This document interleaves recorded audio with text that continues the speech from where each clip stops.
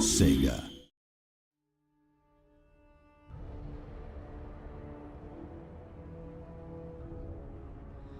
Hello all and welcome to another video for Total War Warhammer. My name is Joey Dalton and I'm joined by Darren McNally, who has played through this battle as the Empire versus the Chaos Warriors. And Darren, tell us a little bit about this map, where we are and what you're doing. Alright, so we're up in the northern areas of Norska and we're defending as Empire against the Chaos Warriors. So this is a custom battle that we've played previously, or I played it previously, and we're kind of commentating over it in hindsight like we've done with the Vampire Siege. So we're playing at the Golden Monolith. It's just a really nice looking map. It's also available on the campaign map. If you find it on the map, you can just go fight there if you wish. So I thought I'd do this in custom battle. It's a good example of defending against the Chaos Warriors horde as they come down into your lovely lush green Empire territories and lay waste to everything. So it's a good example of what you can experience in the campaign. And so let's take a look really quickly over at their armies. Also, just to note, everything you see in the Chaos Warrior army will be present for you to fight against, whether you pre-order or not. Right, so here we go. This is the Chaos Chariot. They're armoured and they're anti-infantry. They're looking absolutely badass as well. Yeah, pretty terrifying, I've got to say. Look at their horns. Yeah, so everything with Chaos is embroidered again with skulls and spikes and metal and just, you know, like really, really evil looking kind of race. So over here we have the Chaos Knights, again armoured and shielded. You've got flames coming off the hooves of their cavalry and their eyes as well. Even their shields have flames just coming off them constantly. I think their shields are amazing. Then we've got the Chaos Warhands, which have scaly skin. They're very fast and they're weak to armour. So scaly skin is like a type of armour? Yeah, so they're good against missiles essentially, and they're super fast, so they can actually just basically dodge them. Chaos Marauders, which are your kind of basic infantry, your kind of low tier basic infantry. They're shielded, so they're decent in combat as well. But behind them we have the Chaos Warriors themselves, which are the which are also armored and shielded. They're kind of just the upgrade to the Marauders. They're much more powerful, much stronger in melee, much stronger in defense. Then over here we have the Chosen. Now these guys, it's getting pretty serious now when you get over these guys. They're looking pretty badass. They got even more spikes on their shields. And that basically means that they're more armored and they're more shielded and they're very, very powerful in melee combat. And they have their great weapons variant over here, which means they ditch the shield and they just use two hands for their sword, for their weapon here, and it's extremely powerful, really good armor piercing damage on them as well. So those are the guys we want to watch out for the most in this battle. I think I'm watching out for this guy. That's true actually. So this is the Chaos Giant. Pretty much does what it says on the tin. He's massive and he's ripped to shreds with bones and stuff all through his skin and his face. That's what we got here. Hell Cannon's really cool. It's got like bulging organic material on the back, and it's like this just insanely massive death machine that they can wheel around. You said it. Here we have the Chaos Trolls. Basically, again, do what they say in the tin. They can regenerate. They have poor leadership, so what happens a lot with these guys is they go into combat, they kind of do a lot of damage, then they kind of back out, they regenerate and come back in. They can flee pretty quickly. Yeah, and speaking of, I think they have fleas all over them. You can see them picking away at themselves. Then over here, lastly, we have the Chaos Warhands. These are the poison variation. So you notice they have a kind of greenish tint to them as well. Basically, poison does speed damage and damages your overall strength as well. So when you get attacked by them, you're not as powerful. So you want to watch out for them. Again, just like a more powerful version of the other Warhands. So the fade to black there, just for people who are wondering, is basically I had to enable a dev command to allow me to see beyond the fog of war to show you those units, because I am playing as the Empire, and normally they're hidden in the shroud, so I've just re-enabled that, went out and went back in, and here I am playing as the Empire. That's the Reichsguard unit there. You might have seen them in an introducing video. They're like really good shock cavalry, and then I just have some spears on the flanks. These are just spearmen, pretty basic infantry unit. It's worth mentioning we've got Karl Franz fighting this battle, which we'll get to in a second, against Archaon the Everchosen. And a Celestial Wizard down here as well. Celestial Wizard that you might have noticed from Blackfire Pass on the announced trailer that we did a long time ago. And Karl Franz riding Deathclaw up here. I always think Deathclaw's really cute from behind because you can see his little paws. He's not meant to be cute. No, he's ferocious. He's got claws on the front. He is ferocious and very menacing. Yeah. So Karl Franz has got his emblem embroidered on him as well, and on his breastplate. So over to the army then, we've just got more sword infantry on the left. We've got great swords which will move over into the center. These are like the really high tier unit. You know, they're called great for a reason. They're basically the best you can get. They're very, very powerful, high-tier sword infantry, and I put them in my front line to really hold off the Chaos Warriors invasion of, like, you know, the Chosen and the really high-tier infantry that they're going to throw at me. Then we have the Halberdiers. That's right. Which is another Empire unit. Basically another high-tier Empire unit that's really good against anti-large, so they're perfect for fighting the giant or the trolls or any kind of cavalry as well. So here we have the Hellblaster volley gun, which essentially has like 9 barrels on it. It's kind of fires like almost like a minigun. And It's then short range, right? Very short range. And then we have the opposite to that, which is the Hellstorm rocket battery, which is like very long range, but does a lot of splash damage. So one is very focused and short range, one is very long and splashy, essentially. These are handgunners? Yep, these are the handgunners. Then I've got 2 of these at the back, just kind of firing over the artillery as they get close. They're just in range of my front line as well, so they can fire on any large monsters that are in the front lines as well to weaken them. It's one of my favourites here. It's the Luminarch of Heesh. Yeah, it looks absolutely gorgeous as well. Got the little dude holding the scroll and his candle, and the other guy holding the ball. I think, yes, you need someone to hold a candle at the front. Yeah, well, you know. Well, actually, they have candles on the horses as well. I was going to say, you can't just let anybody take them. It's very important. Yeah. So we've got more spearmen then on the flanks, so I've just kind of gone for a nice balanced build here. We've got a Pegasus with a light wizard on top. So we'll get to some of his spells throughout the battle, but we've never seen a light wizard before, I don't think, and they're very, very powerful. They're kind of more used for like buffing and using hexes more than direct damage spells, but we'll get to that. And then my favorite unit, which is the Demigryph Knights out in the woods. They're actually hidden over here. They're very heavy shot cavalry, very good, probably the best shot cavalry you can get, but they're very slow. And they look absolutely brilliant with their shields that are actually like Demigryph shields and stuff. It looks really, really nice. So do you have a strategy here with this, or are you just kind of going to play reactionary and see what is going to come at you? So I did play reactionary, basically, and we'll see that they throw some things my way that you just cannot plan for. But what I'm doing here is keeping my artillery back. I am downhill, which is a problem, but even if I deploy at the front, I'm still going to be fighting downhill, and I can't move my artillery anywhere, really. And I didn't want to just bunch up completely on the left side, you know, I wanted to go for like a nice, aesthetically pleasing battle as well. So just for those of you who are going to say, like, you should have been on the left or up the hills, I thought about it, but I thought I could do better from down here. So Joey mentioned it earlier, but it's worth mentioning just one more time. So every unit that you see that we're playing against or with is in the base game, whether you own any DLC or not. This is what your game will be like when you're playing against the Chaos Warriors.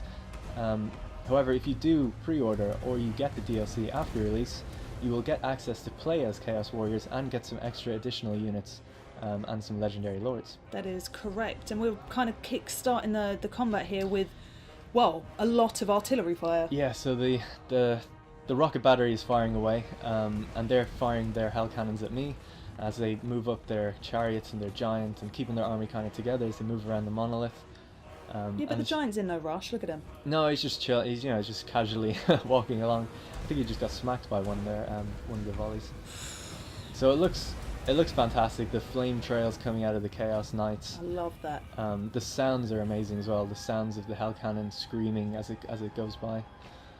I believe it's like souls or something trapped in each blast. Turning souls into crackling bolts of energy. Yeah, so you can kind of hear them whistling and screaming as they go by. Not very nice, is it? Speaking of not very nice, this wasn't very nice. Arcane has casted a burning head. And a flamestorm. And a flamestorm, almost one after the other straight away, which is absolutely tearing up my front line. So I guess he didn't like me tearing up his front line with my artillery, so he just went and did the same to me. But he did a lot of damage. One of my best units, the Halberdiers, has lost almost 50 guys, I think. So that's quite a significant So problem. what are you casting there? So I'm casting the Net of Amintok, which is a 10-second hex that stops everybody in their tracks. Nobody in that zone can move. So that allowed me to gave myself time to fire on the giant, and that's the reason I did it there. Basically to slow them down so that some units hit my front line, that they don't all hit it at once, and allows me to get more shots in before they do. But you can see that very quickly the Chaos Knights, like over on the left of it, engaged my cavalry. They haven't spotted my demigryphs, so my plan is to send my demigryphs out and around behind their artillery now and take out their artillery. Every shot they fire with their artillery is damaging my leadership, which is, you know, what morale used to be in the older games. So I don't want my guys to break and run away. You can see some of the guys are starting to run actually at the front because of the giant. That causes terror, and the trolls that are encroaching, that causes terror as well. So I brought Carl Franz up to use Stand Your Ground, which is basically just gives you an instant area of effect leadership buff, and also enhances defense and melee attacks. Very, very strong. And you can use it over and over and over again after like a cooldown period. It doesn't affect the winds of magic. Oh, you've got the Comet of Cassandora coming down. So they were quite bunched up. I think they have a metal sorcerer in their army, and they were doing something. I'm not too sure what it was actually, but you can see the VFX. But they've all bunched up when they cast that ability, obviously to get the area of effect. But it was an opportune time for my Celestial Wizard to fire. Now their giant is actually broke and started to run away, but he could reform. So I got my Luminarch to fire on him. Oh. And it was a perfect hit. I think it actually brought him down to like 1 HP or something, and then 1 bullet knocked him down from one of my gunners. So that was really good. That was nice. So you only seem to have 1, maybe 2 units routing. I think one's come back to you now. Yeah, so they're just routing. Hopefully, like these units that have like 40 in them that are running away, they should come back if they just get clear of the engagement for a while. So it's going okay. You know, it's going all right. We're holding our line here. Our spells have kicked off right. So I don't know how you've done. I'm quite intrigued to see what the result. Well, of this I don't want to is. spoil it, so we'll just have to wait and see. But well, so far you're doing pretty well. Doing okay. I wouldn't. Yeah, it's quite tough. You know, I'm losing in some areas, winning in some others. Everybody's engaged somewhere, and the guys that are breaking, I'm trying to like reform them as quick as I can and bring them back in. My demigriffs now have just engaged their artillery, so hopefully their artillery will now be offline. You can see them out there. Yeah, one of them's actually gone. The other one's just about to go as well. Excellent. So you've used your demigriff just to wipe them out. Oh, chariots in the rear. That was a massive charge. So chariots have like insanely good, you know, like charge bonuses that just throw your units around. But there's only 4 in a unit, so. Oh, here I was actually really worried that Arcane was chasing down my Celestial Wizard. He looks very afraid. Yeah, he's going straight for him, and he actually like kicks him to the ground as well. So. He's in a spot of trouble, I would say. So I'm getting my gunners to fire on Archaon as much as I can.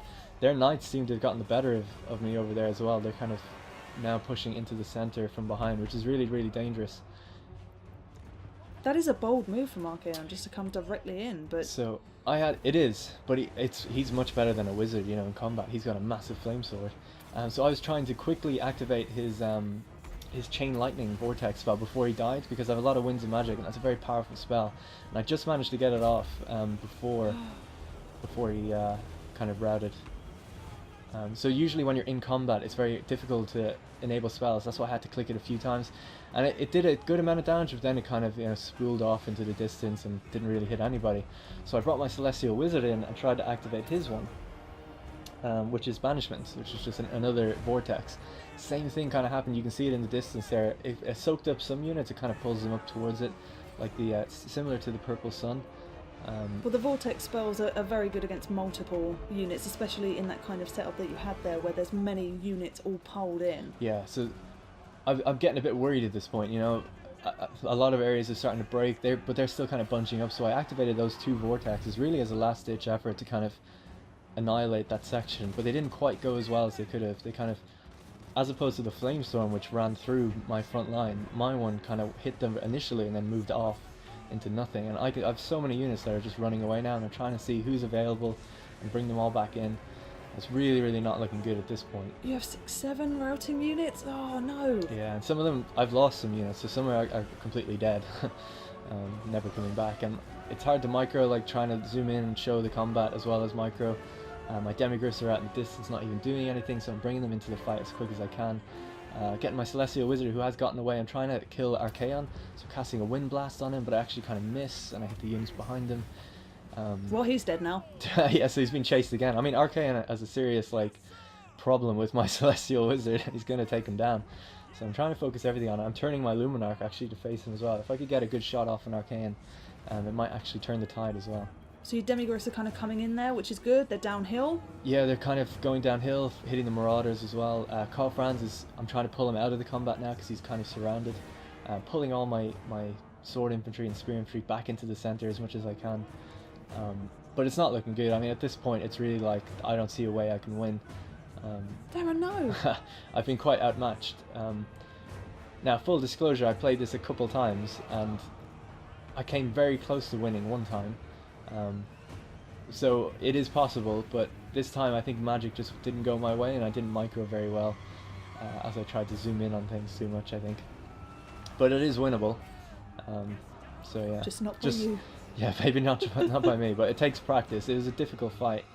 But it's not over yet, so we're still like, I've had to come back from this kind of thing before, but I have spent all my magic. Usually at this kind of point in the battle, if you've got enough magic, you can still maybe turn the tide if they bunch up, or if you kill like their legendary lord. So here I was like, okay, I'm going to go into first person mode and just fire directly on these guys. Turned out they weren't manning their guns anymore because they were engaged in combat, but here I am firing straight on them in first person mode. You can do this by pressing insert. Problem was I was actually kind of hitting my own light wizard, which is You can't hit your own light wizard! I hope I didn't, but I think I did, and he's actually routing now as well.